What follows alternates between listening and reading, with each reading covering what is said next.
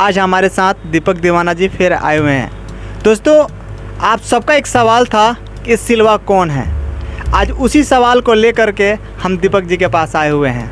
आज दीपक जी से जानेंगे ये सिल्वा कौन है और उनके जो प्यार जो यहाँ शुरू हुआ वहाँ से लेकर के सिल्वा के माई केस की है, केस करने के बाद भी ससुराल तक गए हैं, वहाँ तक के बारे में इनसे जानेंगे। हमारे राइटर साहब ये रहती तो शायद बहुत अच्छा से ओकरा के बताती शेषनाथ जी जौन सब मैंने सिला नाम पर जौन भी गाना आइल बा हमार 8-9 गोले आइल बा सिला नाम पर गाना, तो वहाँ के सब वहाँ के लिख के दिल बानी शेषनाथ शर्मिला जी। तो वहाँ के थोड़ा सा कुछ दिल के मैटर बा कि हम जननी नारे सिलवा बदनाम ते करइबे, हम जननी नारे सिलवा बदनाम ते करइबे,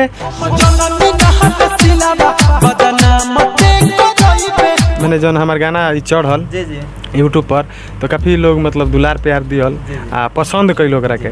तो वहाँ के फिर एगो और मतलब मैंने बहुत सारा कढ़वा दे माई दिलवा के में नाम लिखल बा सिलवा के, तो सब वहाँ के राइटिंग है शेषनाथ जी के। मैं कुछ हद तक ये बात तो थोड़ा सा सही भी बा, वहाँ के दिन बताइए जैसे कि वहाँ के दिल के मामला बा में ठीक थोड़ा बहुत। हाँ, ये तो मैंने जिसके नाम पे गाया गया है तो वो तो थोड़ा सा प्रॉब्लम हुआ था कि प्यार में है वो करारो जहना रे, हम गावत रही गाना रे, लागो ताकि अब जाए पड़ी जेल खाना रे, मार के बिगड़ले हमार फेस बिया रे।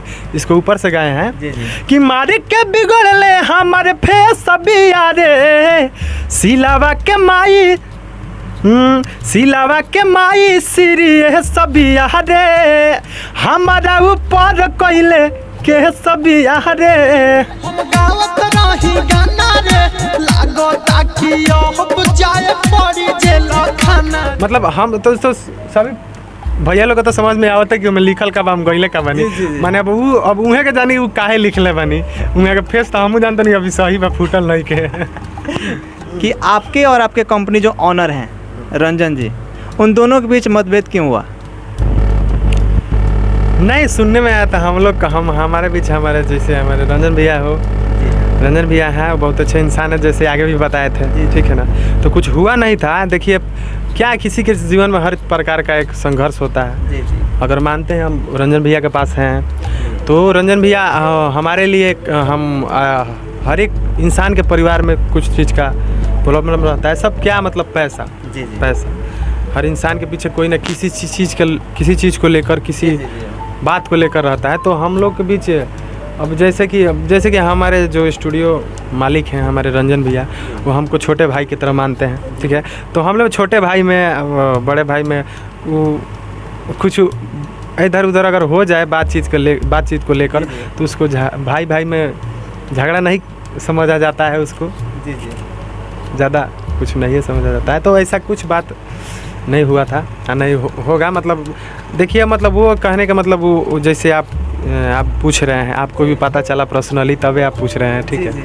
हाँ, तो ऐसा कोई बात नहीं है, इतना ही कहना चाहेंगे। मैं चाहूँगा कि हमारे न्यूज़ चैनल पे जो भी व्यूअर्स है उनके लिए, हमारे न्यूज़ चैनल के लिए आप 4 लाइन ज़रूर बोलें। जी, सभी भैया लोग से हाथ जोड़ के नमस्कार बा, प्रणाम बा। और KR न्यूज़ के रुआ सभी सपोर्ट करी, यहाँ के चैनल के सब्सक्राइब करी और कमेंट करी, लाइक करी और यहाँ के सपोर्ट करी हमारे बड़ भैया के गुड्डू जी के, और अपन दुलार प्यार जैसे हमारा के बनाइले यहाँ के चैनल पर बनाई। और इतने कहल चाहते हैं सब भैया।